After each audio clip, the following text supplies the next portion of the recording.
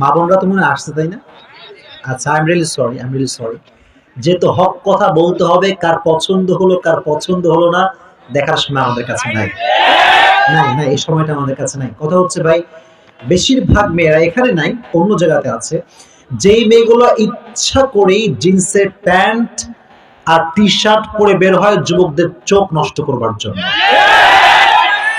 The fact is, আমরা যখন তাকাই তখন বোনরা বলে, দেখ লুচ্চাটা কেমনে তাকায় আছে, দেখ দেখ দেখ দেখ।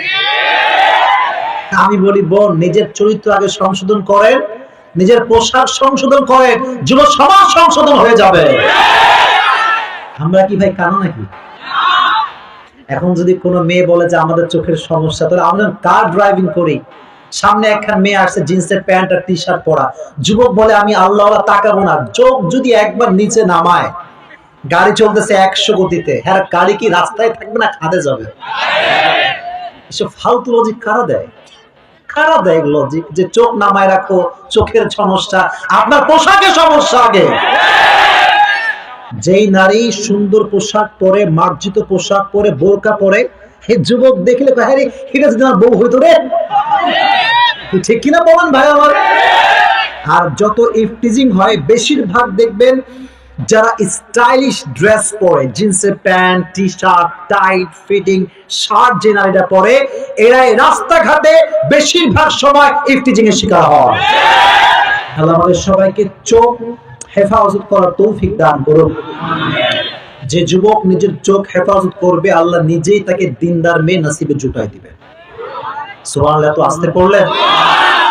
সেদিন আমি পাকিস্তানের একজন মুফতি মাওলানা তারিক জামিলের বয়ান শুনছিলাম। উনি বলছিলেন যে তাবলিগ জামাতের একজন সাথী ভাই খ্রিস্টানদের হসপিটালে অ্যাডমিট হয়েছে অসুস্থতার কারণে। তো 7 দিন, প্রায় 8 দিন পর্যন্ত একজন খ্রিস্টান নার্স, খ্রিস্টান নারী তার সেবা করেছে, প্রায় 7 থেকে 8 দিন। তো যখন সে যুবকটা সুস্থ হয়ে গিয়েছে, ইমানদার যুবক, মুখে চাপ দাড়ি রাখা আছে, সুবহানাল্লাহ পড়লেন না? 8 দিন পর নার্সটা এসে সুন্দর করে যুবকের বেডের কাছে দাঁড়ায় আছে, সুন্দরী নার্স, দেখতে অসাধারণ সুন্দরী। তো যুবকটা লাজুক কণ্ঠে বলে, কি ব্যাপার, আজকে রিলিজের দিন, আপনি এখানে কেন দাঁড়িয়ে আছেন? আপনি কি বলবেন কেন দাঁড়িয়ে আছেন? মেয়েটা এক বাক্যে বলল যে একটা প্রস্তাব দিতে চাই, উইল ইউ ম্যারি মি? আপনি কি আমাকে বিয়ে করবেন? যুবকটা শুনে সত্যি খুব লজ্জা পাইছে যে আপনি কি বলতেছেন? You are from Christian family and I am from Muslim family. We can marry. আমরা বিয়ে করতে পারি না, আপনি খ্রিস্টান, আমি মুসলমান। মেয়েটা বলল, যুবক তুমি যদি আমাকে বিয়ে করতে রাজি হও, এই মুহূর্তে আমি কালেমা পড়ে মুসলমান হয়ে যাব। যুবক আরো শকড, কি ব্যাপার, আমাকে বিয়ে করতে এত আগ্রহ? বললো যে আপনাকে একটা প্রশ্ন করতে চাই, आप मुझे ही शादी क्यों करना चाहते हैं? दुनिया में लड़के का तो कोई कमी नहीं है, मुझे ही क्यों चुना आपने? আমারে কেন ভালো লাগে? তো মেয়েটা বললো যে, পাকিস্তানের নারী আর কি, খ্রিস্টান নারী, বললো যে প্রায় 3 বছর থেকে আমি মেডিকেলে আছি, 3 বছর যত যুবক এখানে এসেছে, हर किसी ने मेरी जो चेहरा है आंख उठाकर देखा है, लेकिन तुम एक मुसलमान घर के औलाद हो, जब से तुम यहाँ पे आई हो, एक बार के लिए तुमने मुझे आंख उठाकर नहीं देखा। सुभान अल्लाह पढ़लेन ना? 7-8 दिने तुम एकबार আমার দিকে চোখ তুলে তাকাও নাই। तो আমি ভাবলাম, जिस लड़के के अंदर ईमान का इतना जोर है कि किसी लड़की की तरफ आंख उठाकर नहीं देखता, वो जिंदगी में कुछ करे या ना करे, अपनी बीवी के साथ गद्दारी नहीं कर सकता। আমি ভাবলাম যে কিরে, যে যুবকের মাঝে এতটা ইমানের শক্তি যে একজন মেয়ের দিকে সে চোখ তুলে তাকায় না, সেই যুবক জীবনে কিছু করুক কিংবা না করুক, বইয়ের সঙ্গে গাদ্দারি করতে পারবে না। मैंने सोचा कि वो बीवी मैं ही क्यों ना बन जाऊं। তা আমি ভাবলাম যে বউটা আমি হলে সমস্যা কোথায়? তো যুবকটাকে প্রস্তাব দেবো, যুবকটা অনেকক্ষণ ঠান্ডা মাথায় ভাবলো যে কি করা যায় কি করা যায়। যুবকটা লাস্টে রাজি হলো, মেয়েটার জায়গায় কালেমা পড়ে মুসলমান হয়ে গেল। একদম রিয়েল স্টোরি বলছি, বানানো গল্প নয়। এর উদ্দেশ্যটা হচ্ছে ভাই, নিজে নিজেকে ঠিক রাখেন, আল্লাহ আপনার জন্য ঠিক মানুষটাকে ঠিক করে দিবে।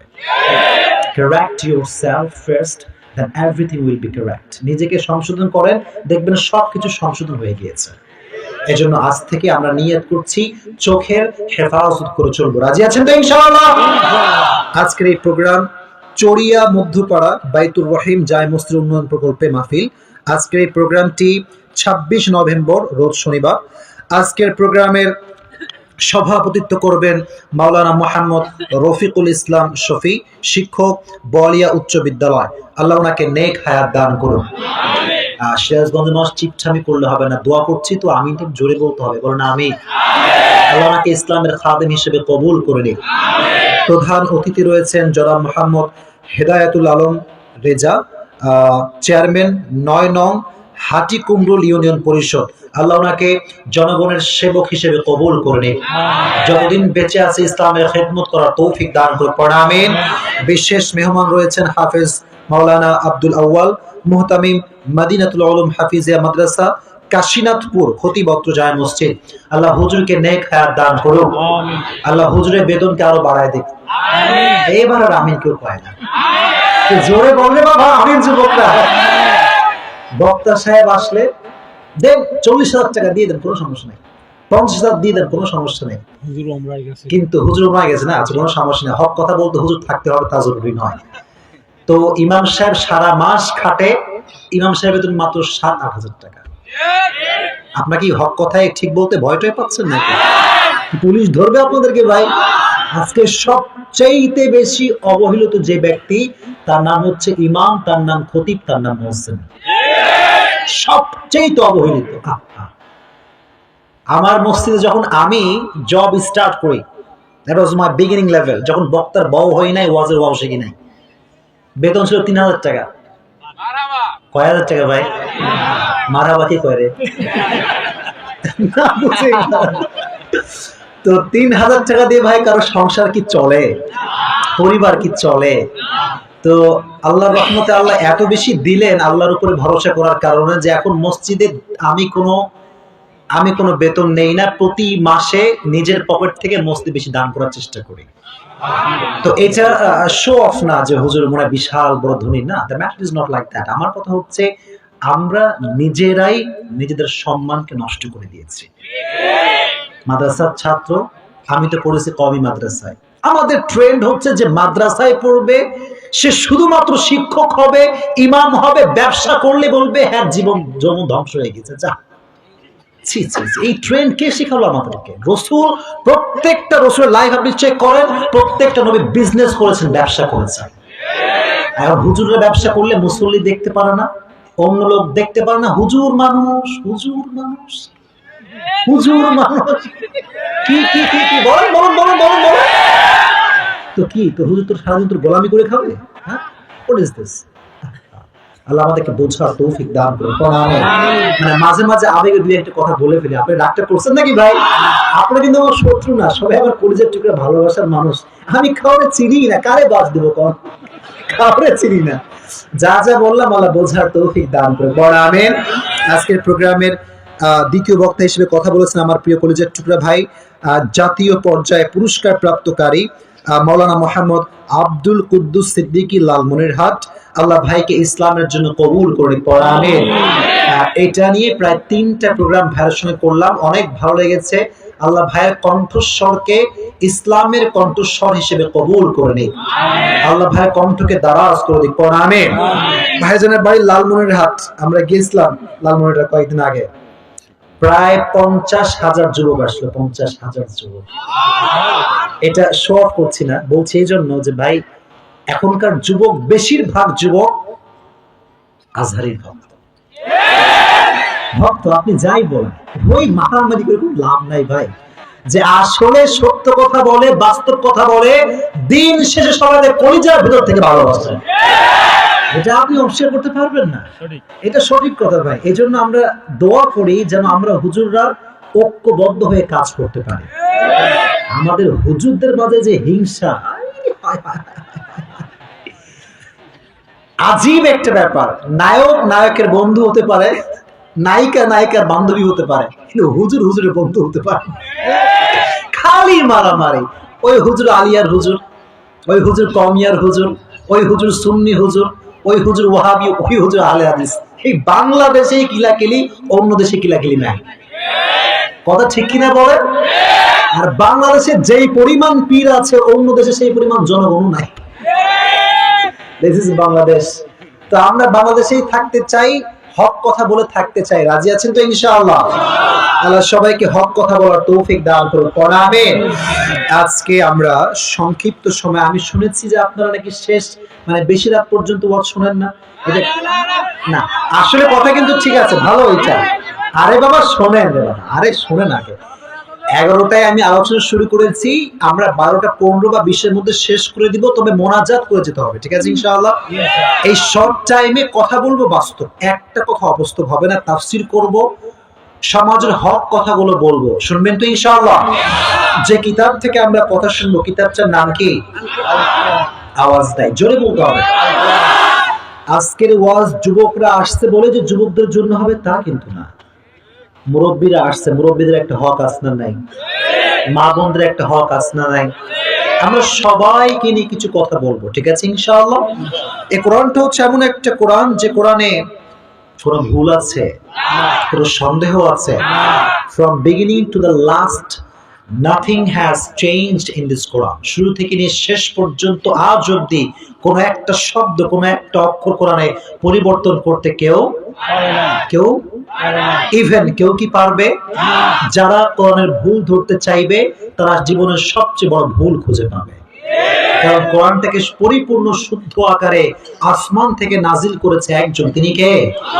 আমরা আছি খুতবার শুরুতে সূরা আলে ইমরানের 102 নম্বর আয়াত তেলাওয়াত করেছি। আয়াত সংখ্যাটা কত? সূরাটার নাম কি? আলে ইমরান। এই আয়াতে আল্লাহ তাআলা আমাদেরকে দুটি মেসেজ ড্রপ করেছেন। কয়টি মেসেজ? এক নম্বর মেসেজ হচ্ছে ইয়া আইয়ুহাল্লাযীনা আমানুত্তাকুল্লাহ হাক্কা তুকাতিহ। আল্লাহ আমাদেরকে অ্যাড্রেস করে বলছেন, O you who believed, fear your Lord as he should be feared. And the second message is وَلَا تَمُوتُنَّ إِلَّا وَأَنْتُمْ مُسْلِمُونَ, and do not die except as a Muslim. তোমরা যেহেতু ঈমানদার, আল্লাহকে শুধুমাত্র ভয় করলেই হবে না, ভয় করার মতো ভয় করার দরকারটা আছে না নাই? This is the first message. Last message হচ্ছে তোমরা যেহেতু মরতেই হবে তোমাদের সবাইকে, অতএব প্রকৃতপক্ষের মুসলমান না হয়ে কবরে আসা আসতে কেন? কবরে আসা এই দুটি পয়েন্টকে আমরা হাদিসের আলোকে, বাস্তবিক এই প্রেক্ষাপটকে নিয়ে আমরা হাইলাইট করব, ঠিক আছে ইনশাআল্লাহ? ইত্তাকুল্লাহ, fear your Lord, আল্লাহকে ভয় করো। এই তাকওয়ার ডেফিনেশন দুটি হাদিস থেকে বলতে চাই। এক নাম্বার, তাকওয়ার সংজ্ঞা হচ্ছে, এক হাদিসে এসেছে উবাই ইবনে কাব এবং ওমর রাদিয়াল্লাহু তাআলা আনহু একই মজলিসে বসেছিলেন। হঠাৎ করে প্রশ্ন উঠলো যে মা তারিফুত তাকওয়া, তাকওয়া কাকে বলা হয়? এক একজন সাহাবী এক এক রকম সংজ্ঞা বলল, তাকওয়া এইটা, তাকওয়া ওইটা, তাকওয়া এইটা। কিন্তু কোনার ভিতরে একজন সাহাবী চুপচাপ বসে আছে, কোনো কথা বলে না। তার নাম হচ্ছে উবাই ইবনে কাব রাদিয়াল্লাহু তাআলা আনহু। হঠাৎ করে ওমর খেয়াল করলেন, কি রে, সবাই তো উত্তর করলো মা তারিফুত তাকওয়া, তাকওয়া কাকে বলা হয়, কিন্তু উবাই ইবনে কাব তো কিছুই বলে না। এর কারণ জ্ঞানীরা কথা বলে কম, কাজ করে বেশি। উবাই ইবনে কাব চুপচাপ বসে আছে। হঠাৎ করে ওমর নিজের জায়গা ছেড়ে উবাই ইবনে কাবের কাছে গেল। উবাই ইবনে কাব, মা তারিফুত তাকওয়া, তাকওয়া কাকে বলা হয়? What is the definition of তাকওয়া, তুমি বল না কেন? উবাই ইবনে কাব বলল, ওমর তুমি কি জানতে চাও তাকওয়া কাকে বলা হয়?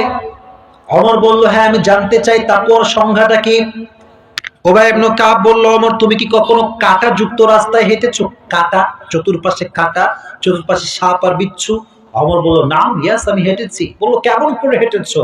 নরমালি হেঁটেছো না কোনো চেঞ্জ ছিল, পরিবর্তন ছিল? বলল, অফকোর্স চেঞ্জ ছিল।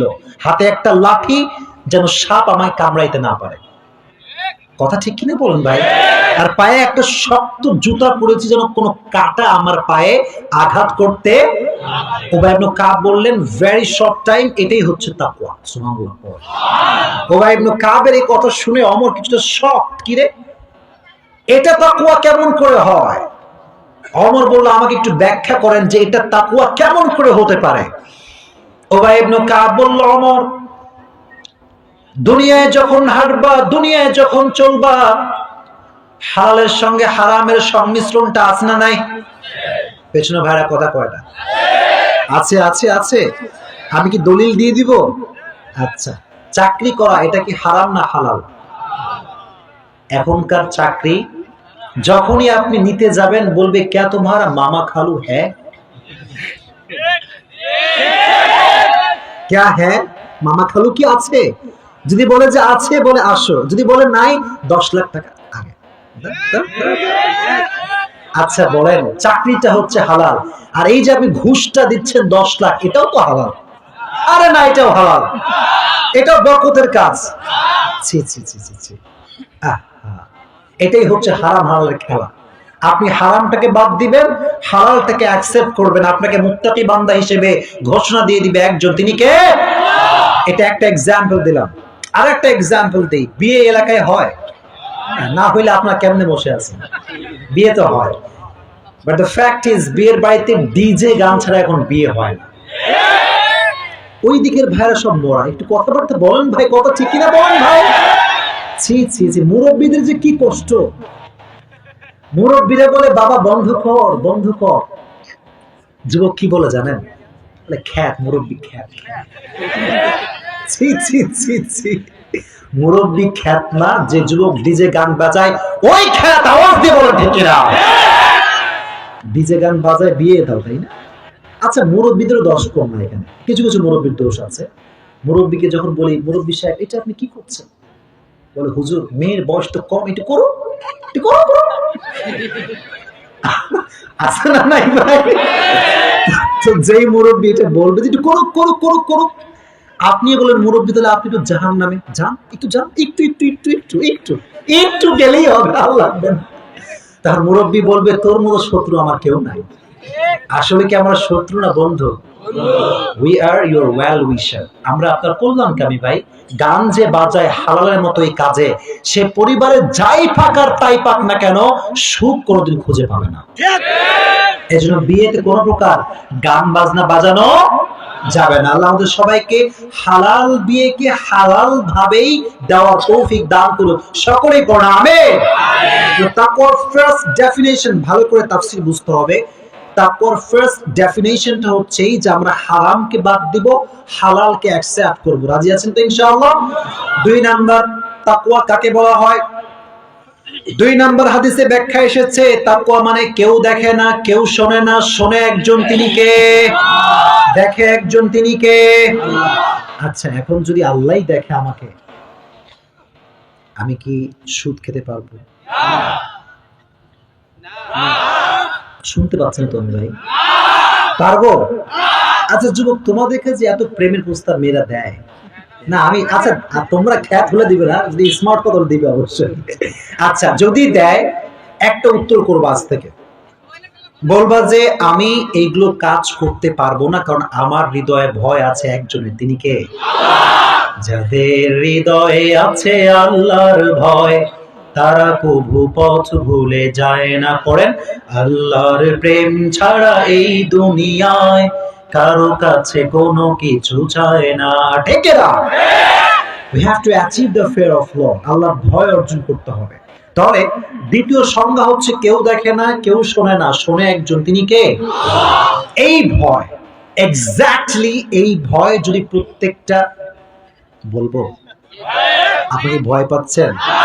প্রত্যেকটা অফিসারের হৃদয়ে যদি এই ভয় থাকে যে আল্লাহ ইজ অবজার্ভিং মাইসেলফ, আল্লাহ আমাকে দেখছেন, বিশ্বাস করেন আগামীকাল রবিবারের সূর্যোদয় হবে, বাংলার মাটিতে সুদ ঘুষ কিচ্ছু থাকবে না, থাকবে না, থাকবে না। কারণ যখন কেউ ঘুষ খায়, তার হৃদয় এটাই চিন্তা থাকে যে আমাকে দুদক, এই কি বলে এটাকে, দুদক, দুদক না ধরলেই হবে। কিন্তু সে বোঝে না দুদকের চাইতো আরো বড় দুদক তো আসমানে আছেন, তিনি কে? এটা যদি কেউ বোঝে, সে কি আর ঘুষ খাইতে পারে? এক অফিসারের কাছে তার কর্মচারী ঘুষ নিয়ে আসছে 10 লাখ টাকা। কয় লাখ টাকা রে ভাই? মাসটার নাম হচ্ছে রমাজান মাস। মাসটার নাম কি? অফিসার এমনি অজু করতেছে, নামাজ পড়বে, আসরের নামাজ, তো ঘুষ নিয়ে আসছে ব্যাগে করে অনেক টাকা। স্যার 10 লাখ টাকা স্যার। অফিসার খুব রাগ, বেয়াদব, রমাজান মাস, হাত নিয়ে ঘুষ দেওয়া যায়? ঘুষ নেওয়া যায়? টেবিলে ঢুকা, টেবিলে ঢুকা, টেবিলে ঢুকা। আচ্ছা ভাই, টেবিলে আপনি ঢুকালেন, ঠিক আছে, it's okay, matter is fine, but কেউ দেখে নাই, দেখছে একজন, তিনি কে? এই কথাটা কেউ শোনে নাই, শুনেছে একজন, তিনি কে? এই ভয়টা আমাদেরকে ডেভেলপ করতে হবে। প্রত্যেকটা মুরব্বী যদি এই ভয়টা ডেভেলপ করে, প্রত্যেকটা যুবক যদি এই ভয়টা ডেভেলপ করে, ফজরের নামাজে মুসল্লিদের জায়গা দেওয়া যাবে না। কারণ ফজরে যারা ঘুমায় ভাই, তারা আসলে এটা মনে করে যে এই দিনটাই তো আমার শেষ দিন নয়, আমার দিন অনেক বাকি আছে। আসলে যে ফজরে ঘুমায়, জোহরে যে নামাজ পড়তে পারবে এর কোনো গ্যারান্টি তার কাছে আছে? নাই। ফজরে ঘুমাও, জোহরে তোমার জানাজার নামাজ উঠতে পারে। কেমনে ঘুমায় মানুষ, কেমনে ফজরটা কাজা করে? এর কারণ একটা ল্যাকিং, একটা অভাব, আল্লাহর ভয়। অভাবটার নাম কি? আল্লাহর ভয়। আচ্ছা, যেটা বলছিলাম, সেদিনও বললাম এই কথাটা, সেদিন কোথাও সিরাজগঞ্জের মাটিতে বলেছিলাম যে এটা একটু হক কথা বড়, দেখবো আপনি ঠিক বলেন কিনা। শুধুমাত্র অফিসাররা ঘুষ খায় না, হুজুররাও ঘুষ খায়।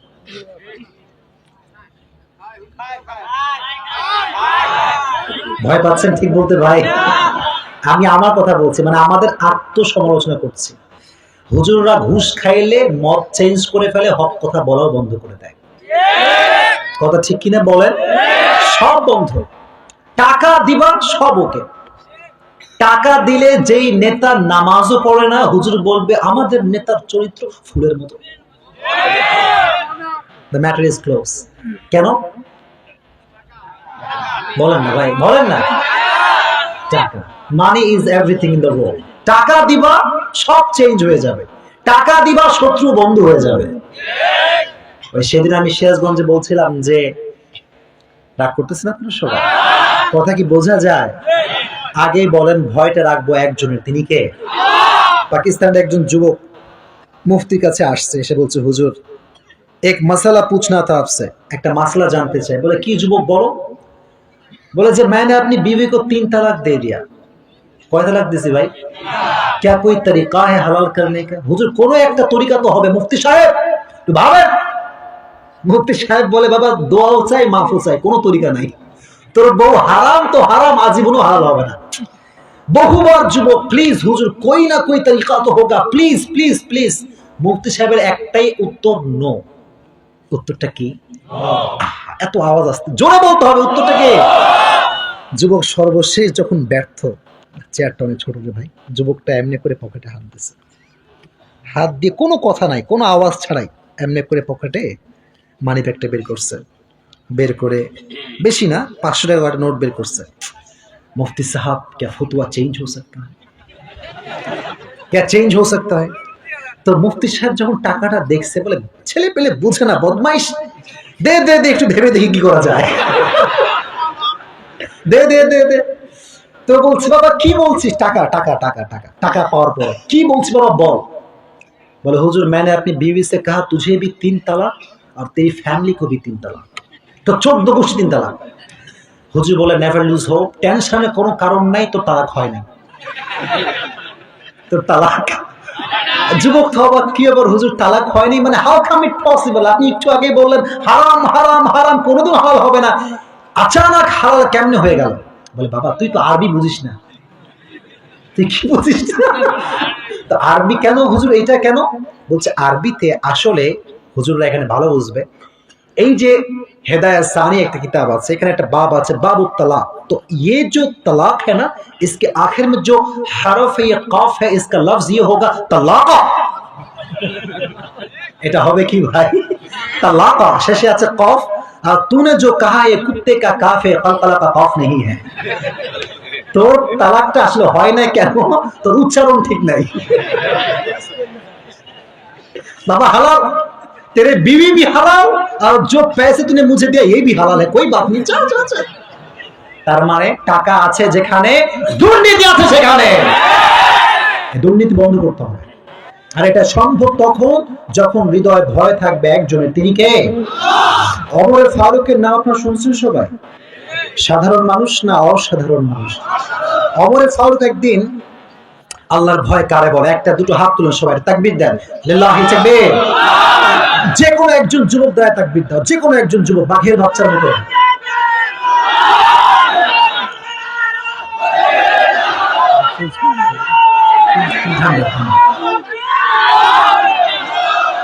মাশাআল্লাহ। অমর একদিন রাতে গভীর অন্ধকারে বের হয়েছে, বের হয়ে এক বাসার সামনে দাঁড়িয়েছে, দেখতেছে যে মা এবং মেয়ের মাঝে কথা চলছে। মা এবং আবার মরে গেলেন, মা এবং মেয়ে। মেয়ে তার মায়ের সামনে বসে আছে, মা বিশাল বড় দুধের পেলা নিয়ে আসছে। এহে বলছে, শোন, এই দুধের পেলা খালি পানি মিশাবি। এখন কি মিশাবি? আচ্ছা, পানি মিশানো দুধে এটা কি ভালো কাজ না খারাপ কাজ? কথা কয় না। মেয়ে বলছে, মা তুমি কি জানো না যে অমর ফরমান জারি করেছে যে রাষ্ট্রের ভেতরে দুধের সঙ্গে পানি কেউ মিশাতে পারবে? এখন মা বলে, তুই কি পাগলি? অমরের 14 গোষ্ঠীর কেউ নাই, তুই আরামে মিশা, কোনো সমস্যা নাই। কিন্তু অমর বিহাইন্ড অফ দ্য ডোর আছে না নাই? অমর দাঁড়ায় আছে যে মেয়েটা কি রিপ্লাই করে, কি উত্তর করে, আমি এটা শুনতে চাই। মেয়েটা সর্বশেষ শর্টে বলছি, সংক্ষেপে বলছি, একটা কথা মেয়েটা বললো, and that was heart touching. এটা হৃদয়ে আপনার টাচ করবে। সেটা কি? মেয়ে বললো যে মা, গভীর অন্ধকার রাত, পুলিশ নাই, বিডিআর নাই, র্যাব নাই, আর্মি নাই, অমর নাই, অমরের রাজ্যের কেউ নাই। এই গভীর অন্ধকার রাতে যদি আমি দুধে পানি মিশাই, কেউ না দেখলেও আমাকে তো দেখে একজন, তিনি কে? এই কথা শুনে অমর ঠাস করে কেঁপে উঠছে। মাঝে মাঝে দেখবেন যে আমরা যখন দুঃসংবাদ পাই, হঠাৎ করে আমার কল আসছে, কি ব্যাপার, আপনার আব্বা মরে গেছে, আমি কেঁপে উঠবো না? হঠাৎ করে খবর আসছে, এটা কেঁপে উঠবো। অমর কেঁপে উঠছে। কিরে? অমর এ কথা বলতে বাধ্য হয়েছে যে যুবতী মেয়ের মাঝে আমি অমরের চাইতে বেশি আল্লাহর ভয় আছে। অমর সোজা গো ব্যাক টু হোম। বাসায় গিয়ে সন্তান আব্দুল্লাহ ইবনে ওমর, এদিকে আসো। বাবা তুমি কি বিয়ে করতে চাও? তার সন্তানকে বলতেছে। আমি এই হাদিস যখন বলি, আমার এই যুবকদের কথা মনে পড়ে। এদেরকে যদি বাপ কোনোদিনও মানে ভুলে, বাবা তুই কি বিয়ে বউ, আব্বা রাজি, আব্বা আমি রাজি, এক পায়ে রাজি, ঠিক না বলো? তো আব্দুল্লাহ ইবনে ওমর বলল যে আব্বা আমিও রাজি, but who is the girl? মেয়েটাকে? অমর বলল, দেখো, মেয়েটা কিন্তু কোনো রাজকুমারী না, রাজকন্যা না, এই মেয়েটা সাধারণ ঘরের মেয়ে, এটা একটা দুধওয়ালির মেয়ে। সুবহানাল্লাহ বললেন না? আব্দুল্লাহ ইবনে ওমর কয়, আব্বা দুধওয়ালির মেয়ের সঙ্গে আমার বিয়ে, ঠিক আছে কোনো সমস্যা নাই, কিন্তু আব্বা কি দেখে বিয়ে দিচ্ছেন আপনি? অমর বলল, এই মেয়েটার ভিতরে সবচেয়ে দামি গুণ আছে, এটা নাম হচ্ছে আল্লাহর ভয়। সুবহানাল্লাহ। এবার একটা হক কথা বলেই ফেলি, অমর কি সাধারণ মানুষ না অসাধারণ মানুষ? আচ্ছা, বাংলাদেশের প্রধানমন্ত্রীর নাম কি? বলেন না ভাই। She is the Prime Minister of Bangladesh, the only one country Bangladesh. কিন্তু অমর একাই একজন মানুষ, অর্ধ পৃথিবীর বাদশাহ খলিফা। সম্মান কম না বেশি? অমরের মতো মানুষ নিজের ছেলেকে বিয়ে দেয় তাকওয়া দেখে, আর এখনকার বাবারা সরকারি টাকলা ছাড়া বিয়ে দিতে চায়। What is this? গাঞ্জাখোর না, আসলে আব্বাজানরা গাঞ্জাখোর পছন্দ করে না, কিছু কিছু মেয়েরা গাঞ্জাখোর পছন্দ করে। আজকে ওয়াজ দেখছ না আমার পেজে তোমরা? আচ্ছা, এটা সত্য কথা ভাই, এখানে না এই মেয়েগুলো, অন্য না। আরে না না না, আমি মানি না, আমি বিশ্বাস করি না এটা। না, ছি ছি ছি ছি ছি। আচ্ছা শোনেন, ঝগড়া করতে আসি নাই ভাই, কথা একটাই, বিয়ের ক্ষেত্রে একটা গুণ দেখবো, গুণটার নাম তাকওয়া। গুণটার নাম কি? আর তোমরা যে এত বাস দিচ্ছ, তোমরা সুবিধার না? এরা আবার আটা সুন্দরী ছাড়া বিয়ে করতে চায় না, এবার আর কেউ ঠিক হয় না। খবরদার যুবক, বিয়ে তো দূরের কথা, মুরব্বীরা রাগ করবেন না, এখনকার যুবকরা, বেশিরভাগ যুবকরা পালিয়ে বিয়ে করে।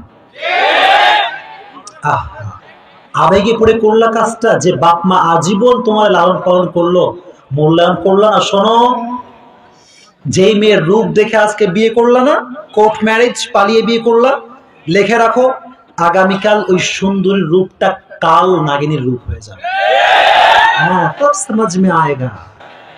তখন বুঝে আসে কপাল চাপড়াও, এক পয়সা কোনো লাভ হবে না। এজন্য সময় থাকতে আমরা বিয়েতে একটা গুণ ঢুকাবো, গুণটার নাম কি? আর আমাদের সবাইকে তুমি আল্লাহর ভয় নিয়ে চলার তৌফিক দিও, বলো আমিন। আমাদের সব জায়গায় তুমি তোমার যে ভয়টা রাখা দরকার, এই ভয়টা রাখার তৌফিক দিও, সবাই পড়ো আমিন।